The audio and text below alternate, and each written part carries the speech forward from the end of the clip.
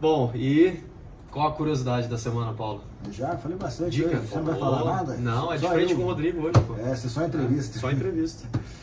Bom, dica da semana. Dica da semana, eu lembrei do Pedro. Aham.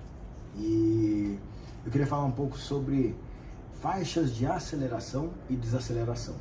Então, quando a gente tem vias que tem um trânsito mais rápido, né, geralmente vias de trânsito rápido, rodovias, tem um trecho entre os acessos, né, quando você está se aproximando ou quando você está se distanciando de um acesso, que é uma faixa adicional. E essa faixa adicional ela é chamada de aceleração e desaceleração.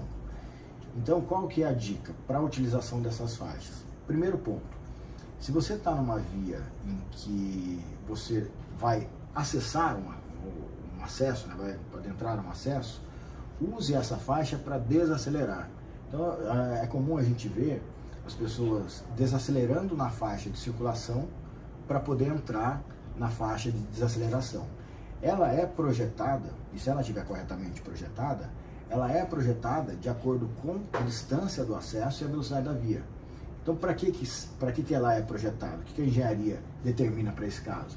Você está circulando na velocidade da via, na faixa de circulação, e ela tem até um ângulo de entrada, né? Se você perceber, um ângulo de entrada e de saída. Então, você vai para essa faixa adicional, que é a faixa de desaceleração, e a partir dali desacelera o seu veículo. Então, a gente calcula, um exemplo, a velocidade na via é de 80 por hora, e a velocidade de entrada no acesso é 30.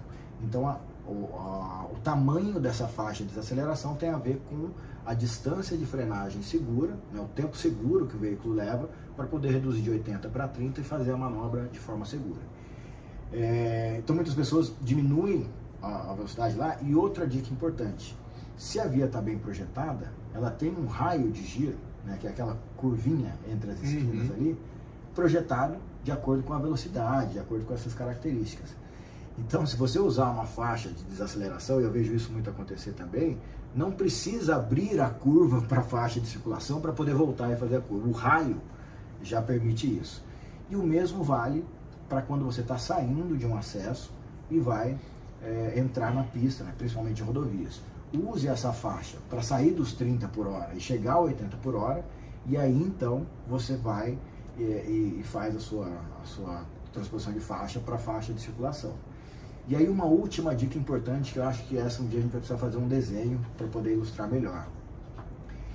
Você tem situações, vou pegar aqui o viaduto do anel viário, por exemplo. Você tem uma faixa ali que ela serve, né, a faixa mais à direita, ela é para as duas coisas, para aceleração e desaceleração. Então, porque ela tem duas alças lá e tal. Quando você está numa situação como essa, você tem duas situações ali. Você tem gente querendo acelerar e tem gente querendo desacelerar. Então a dica para esse tipo de situação é o seguinte: se você estiver em processo de desaceleração, o trânsito, quando você tem duas pessoas, né, dois carros querendo usar a mesma faixa, ele precisa funcionar num sistema de zíper.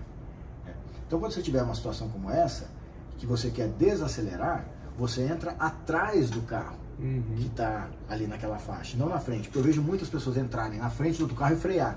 Isso atrapalha o cara que está acelerando para sair. E quem está acelerando, a mesma coisa. Se você está andando de forma paralela com outro veículo, percebendo que ele está ali reduzindo a velocidade, você acelera e vai para frente dele. Então, quem está acelerando vai para frente, quem está desacelerando vai para trás.